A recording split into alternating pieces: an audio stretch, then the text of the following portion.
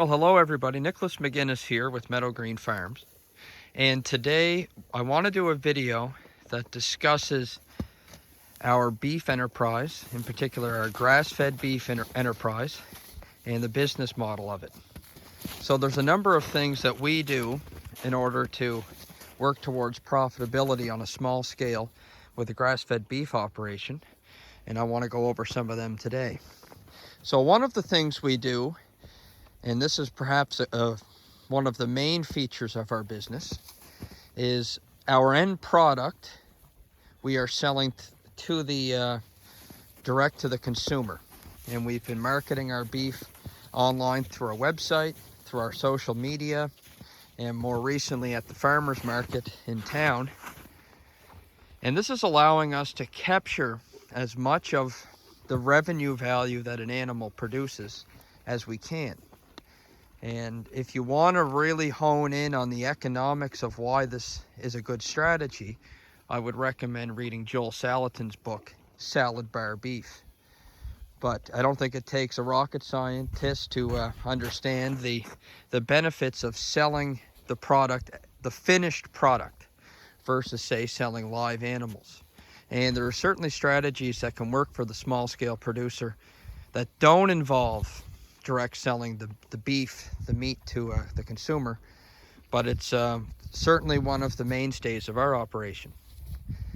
The second part of our business model that I believe has a big positive impact on our operation is the fact that we don't make hay on the farm. All of our winter feed, which is just hay, is purchased from a nearby producer. So we buy that and we bale graze it, we roll it out on pasture all winter. And one of the things we've really invested on in the past few years is developing a few water points, in particular watering points that are suitable for that function, I should say, year round. So we're bale grazing, we're importing nutrients from another farm, rolling it out on our pastures, and we'll have a little walk over here just to see what this is doing. I've talked about this in the past. Purchasing your hay has a big benefit to opening up some of your pastures. But here's a spot we rolled out a bale the other day. Lots of manure. Some of this manure it's got hay rolled on top of it and they've stepped on it. That's how it's going to really get incorporated into the soil. And one of the other things we did here was we left as much of a stockpile here as we could. But we'll stick to the business model aspects of it. So we're direct selling, we're purchasing our hay.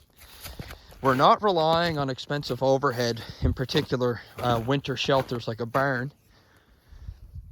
And we're focusing on just buying animals, or investing in just animals.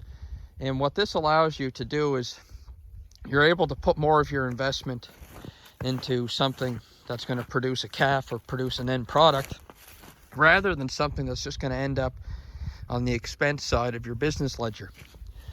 So staying away from high cost infrastructure like barns, that's another critical component.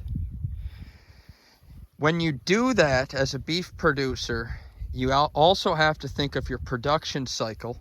And in that case, what we do in terms of our calving season is we're timing our calving to occur right when the spring flush has really gotten underway on our farm.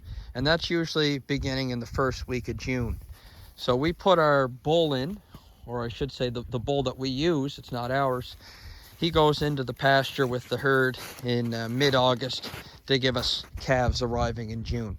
And what that does, again, it allows you to operate without a winter housing facility, because they're not calving out on they're not calving in the winter months. And we get so much freezing rain that calving that time of year, you're just asking for trouble, in my opinion.